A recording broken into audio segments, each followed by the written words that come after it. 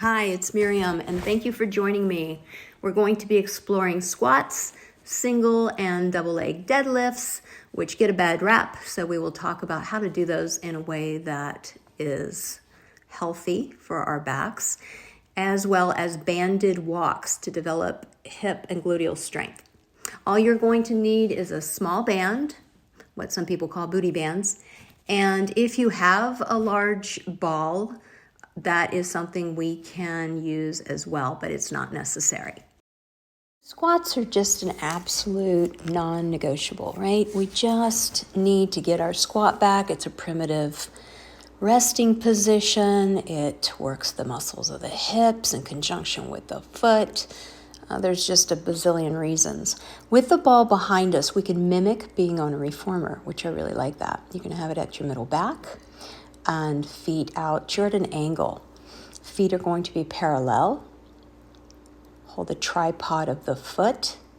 And then you're just going to slide down into a seated position, down to approximately 90 degrees, and sending your pelvis back, pushing through the foot as you come back up. Now we can take it wider into really more of a plie than a sumo squat. This would be opening the knees out. You want to feel the external rotators in that hip.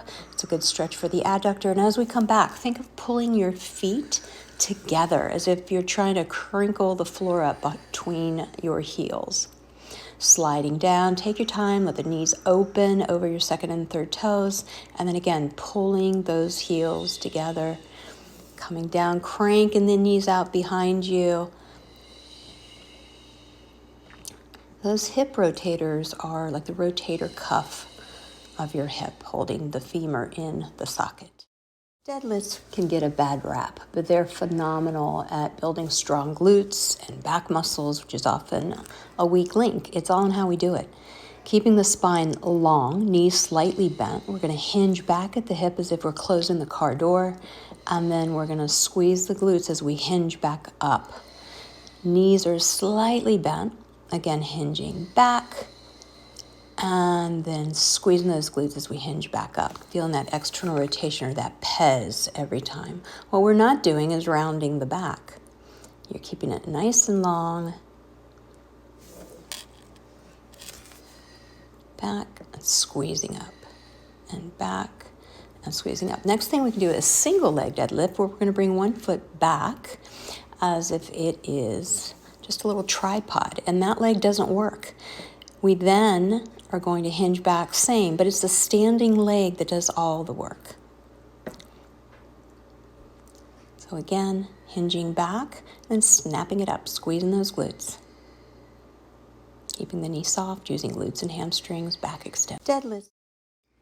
Oh, our friends, the little bands, or some call these booty bands. Regardless, we're going to place them above the knee. Feet are a little bit wider than hips.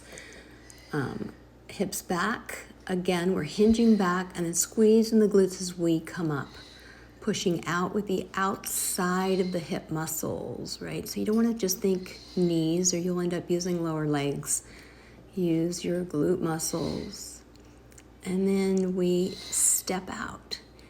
And the leg that's in the air, the open chain movement, it's getting a little bit more challenge, but that's like life when we walk.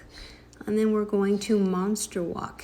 Again, keeping pressure on the band the whole time, pressing out with both legs, not just the one that's moving. Breathing, hips back.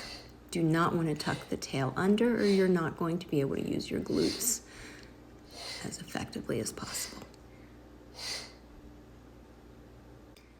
Oh, our friends, the little bands, or some call these booty bands. Regardless, we're going to place them above the knee. Feet are a little bit wider than hips.